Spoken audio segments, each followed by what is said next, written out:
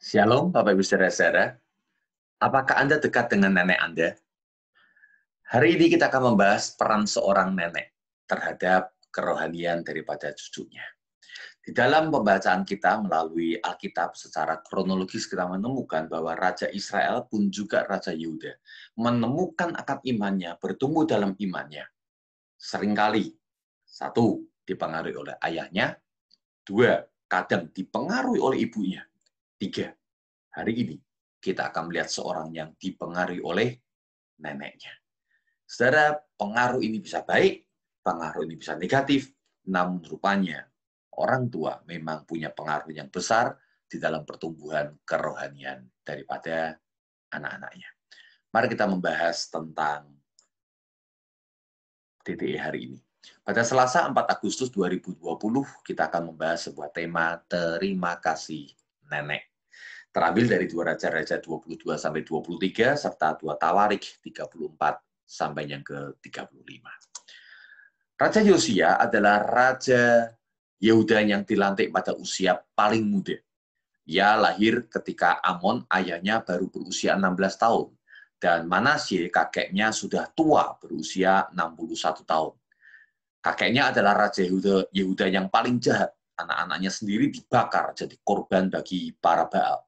Jadi jangan heran kalau anak yang tersisa adalah anaknya masih sangat muda, usianya 16 tahun, jaraknya jauh sekali karena banyak anak Manasye sudah dibasmi, dibunuh, dibakar hidup-hidup dalam kekejaman daripada Manasye.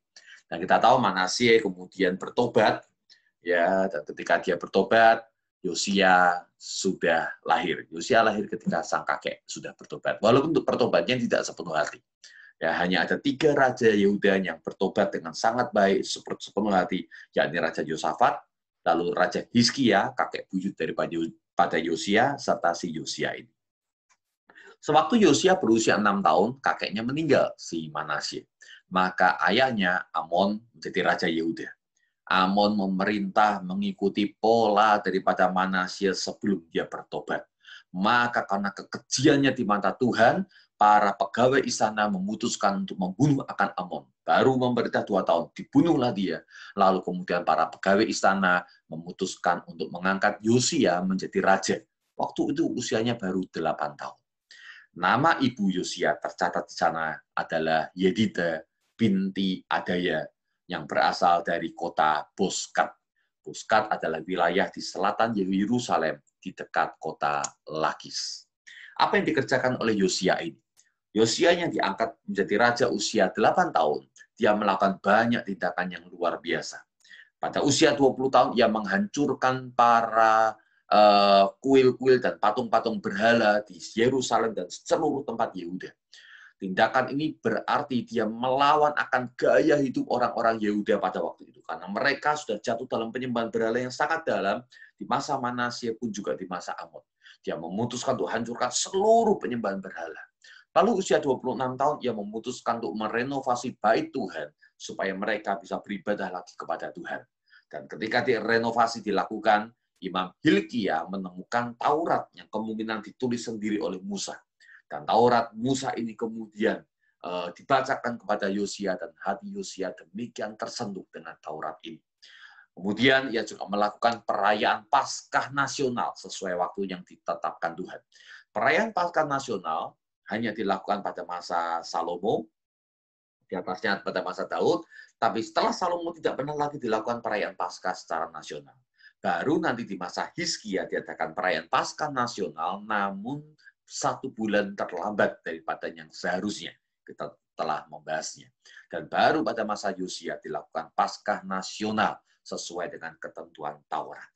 Oleh karena tindakan daripada Yosia yang luar biasa ini, maka kemudian terjadi reformasi rohani yang jauh lebih utuh dibandingkan reformasi rohani yang dilakukan oleh Hizkia, kakek buyutnya. 2 Tawarik 34 ayat yang ke-33 memberikan catatan semacam ini. Yosia menjauhkan segala dewa kekejian dari semua daerah orang Israel dan menyuruh semua orang yang ada di Israel beribadah kepada Tuhan Allah mereka. Maka sepanjang hidup Yosia mereka tidak menyimpang mengikuti Tuhan Allah nenek moyang mereka. Di masa Yosia, dia berhasil membuat seluruh bangsa Israel mereka beribadah kepada Tuhan sepanjang usia Yosia. Luar biasa. 2 Raja-Raja 23 memberikan catatan yang lain, dikatakan sebelum dia tidak ada raja seperti dia yang berbalik kepada Tuhan dengan segenap hatinya, dengan segenap jiwanya, dan dengan segenap kekuatannya, sesuai dengan segala Taurat Musa, dan sesudah dia tidak ada bangkit lagi yang seperti dia. Sungguh-sungguh pertobatan Yosia ini untuk mencari akan Tuhan.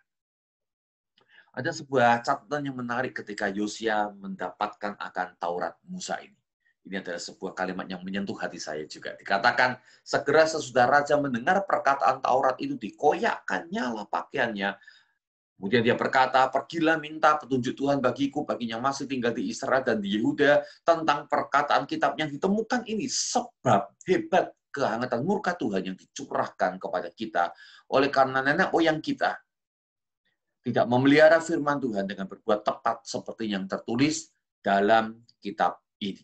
Rupanya karena mereka tidak memiliki Taurat Tuhan, maka hidup mereka perlahan-lahan semakin menyimpang dari Tuhan. Dan sementara mereka menyimpang dari Tuhan, mereka nggak sadar. Saudara, betapa mengerikannya kalau orang hidup tanpa Taurat Tuhan.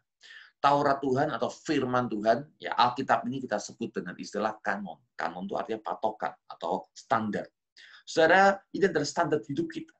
Nah, kalau kita kehilangan patokan atau standar, maka perlahan-lahan hidup kita akan melenceng, makin lama makin jauh, makin lama makin jauh. Bahkan kita nggak tahu bahwa hidup kita sudah demikian jauh daripada sasaran kita. Hari itu, Yosia mendapatkan bahwa ketika mereka melihat akan standar, yaitu Taurat yang ditemukan oleh Imam Hilkia, dan dia menyadari akan kehidupan akan Israel dan Yehuda, dia baru tahu, pantas Tuhan memberikan murka yang demikian besar. Karena kami telah berbuat jauh dari apa yang diminta oleh Tuhan. Saudara, Anda memiliki Alkitab. Tapi pertanyaan saya bukan apakah Anda memiliki Alkitab, tapi apakah Anda membacanya dan menjadikannya patokan dalam hidup Anda. Karena ketika Alkitab menjadi patokan, Anda akan tahu kemana harus melangkah.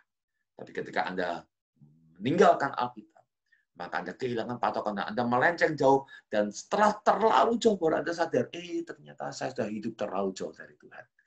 Pegang akan firman Tuhan. Nah, sebagaimana tadi saya dikatakan, ya maka kemudian Hizkia menyuruh akan Imam Hilkia bersama dengan beberapa orang untuk mencari nabi. Mereka menemui Nabi Yahulda, dan Nabi Yahulda kemudian memberikan nubuatannya, Yehuda akan tetap ditimpa murka Tuhan karena kesalahannya. Namun Raja Yosia akan mengalami masa damai. Kejatuhan Yehuda tidak terjadi di masa Yosia. Dan memang itulah yang terjadi. Di usia 39 tahun, Raja Mesir, Neko, dia ingin menyerang akan Asyur. Anda ingat Asyur itu ada di utara, sementara Mesir di selatan. Jadi ketika Raja Mesir ingin menyerang Asyur, dia harus melewati wilayah Yehuda. Nah, hari itu Yosia tanpa bertanya kepada Tuhan, dia langsung menyongsong akan Neko dan berkata, jangan lewat, jangan serang Asyur. Lalu kemudian diajak perang. Ya, Neko sudah sempat mengatakan, saya nggak ingin bermusuhan dengan engkau. Ya, tapi Yosia tetap mengajak perang, dan akhirnya Yosia meninggal dalam kondisi Yehuda tetap damai, Neko tidak masuk kepada Yerusalem untuk menyerang, dan memang sesuai dengan nubuatan daripada Nabi Yahulda.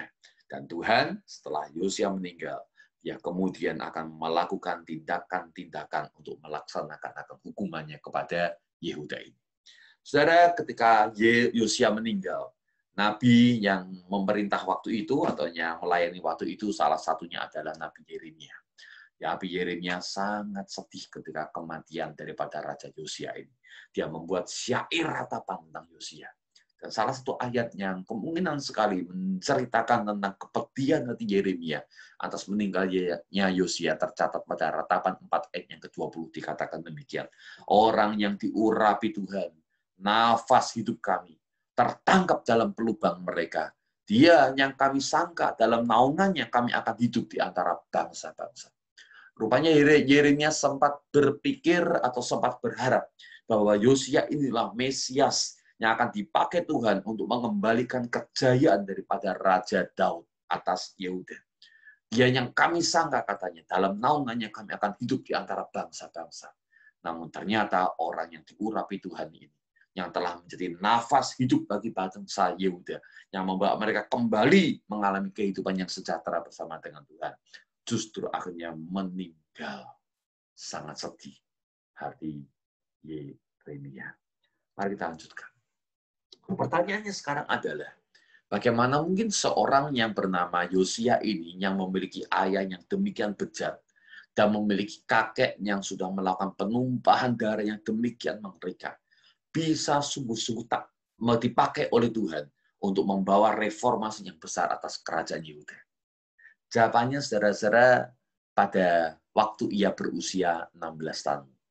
Alkitab menjelaskan pada usia 16 tahun, Raja Yosia mencari Tuhan Allah Daud. Yosia mencari akan rahasia kesuksesan daripada Raja Daud. Dan ketika ia mencari akan rahasia kesuksesan dari Daud, yang menemukan kesuksesannya adalah karena Daud mencari Tuhan. Lalu usia 16 tahun itu dia memutuskan untuk membulatkan hati mencari Tuhan.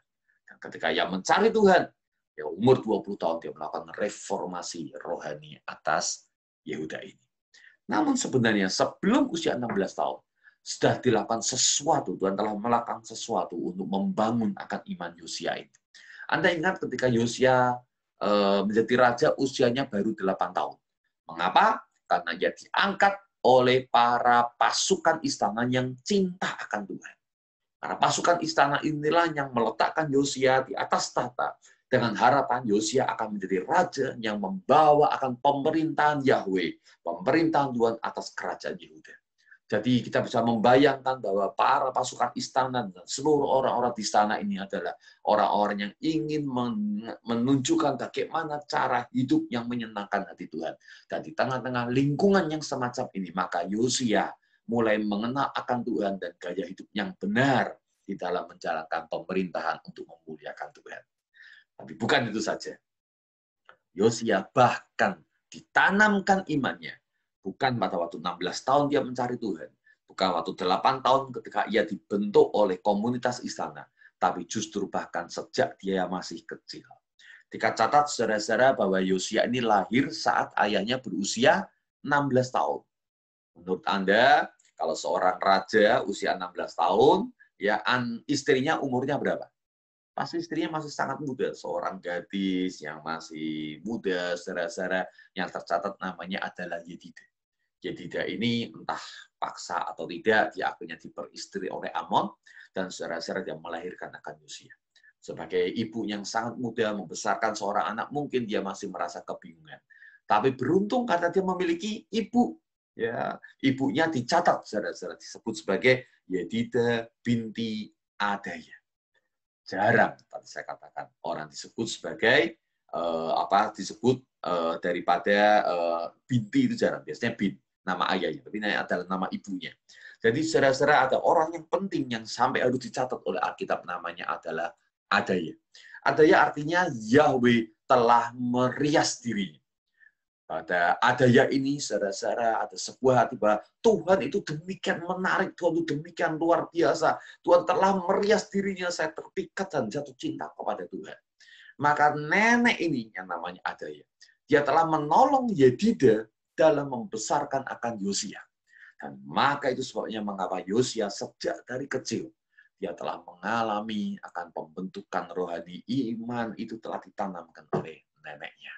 Saudara, ada banyak orang yang dibesarkan mewarisi iman daripada neneknya.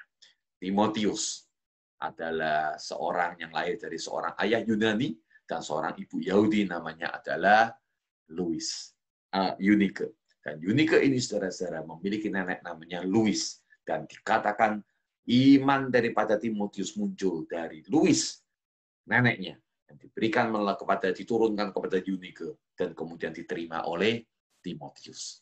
Saudara, kita bersyukur kalau ada seorang yang saleh, yang ikut membantu membesarkan akan anak-anak kita.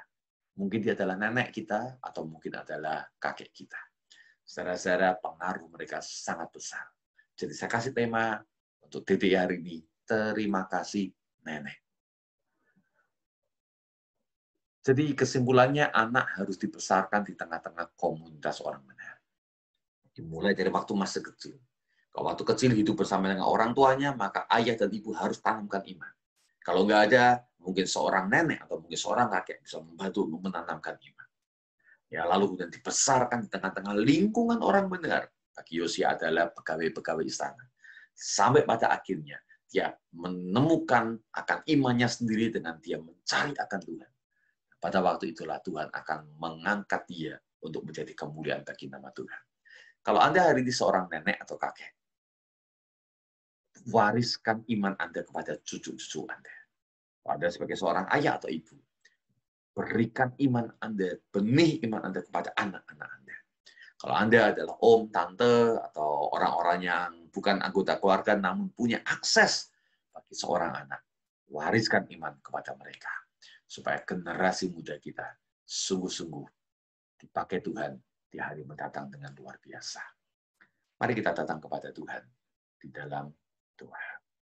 Kami datang kepada Engkau ya Tuhan, bersyukur kata orang-orang yang telah membesarkan kami, mewariskan iman. Yang memberkati akan orang tua kami yang telah mewariskan iman buat kami. Terima kasih Tuhan, berkati hidup mereka.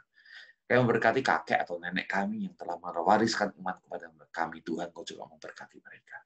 Atau sebuah komunitas yang telah Engkau pakai dalam membesarkan iman kami, Tuhan, berkati orang-orang ini. Hari ini Bapak Surgawi, kami juga mau dipanggil untuk menjadi bagian orang yang mewariskan iman kepada generasi berikutnya. Kalau kami seorang nenek atau seorang kakek, pakai kami untuk mewariskan iman kepada cucu-cucu kami. Bukan menjadi orang yang berpangku tangan ketika melihat cucu kami hidup di dalam ketidakkenalan akan firman Tuhan. Ajar kami untuk mengambil peran bagi pembentukan iman mereka. Juga kalau kami sebagai seorang ayah atau ibu, lebih-lebih Tuhan, berikan kami hati untuk mewariskan akan iman, membentuk mereka di dalam pengenalan akan Tuhan, dan sampai akhirnya mereka sungguh-sungguh mencari Tuhan sendiri dengan segenap hati mereka. Bahkan ketika kami jadi orang luar, tapi kami punya kesempatan untuk membesarkan akan anak-anak muda, Tuhan pakai kami untuk boleh menjadi alat di dalam membentuk akan iman mereka. Terima kasih Bapak, kami percaya Kau mendengar doa kami, kami mengasihi akan generasi muda, kami mengasihi akan anak-anaknya masih dalam pembentukan iman di Tuhan, Kau biar pakai kami. Dalam nama Yesus Kristus kami berdoa, haleluya. Amin. Tuhan mengasihi dan memberkati kita semuanya.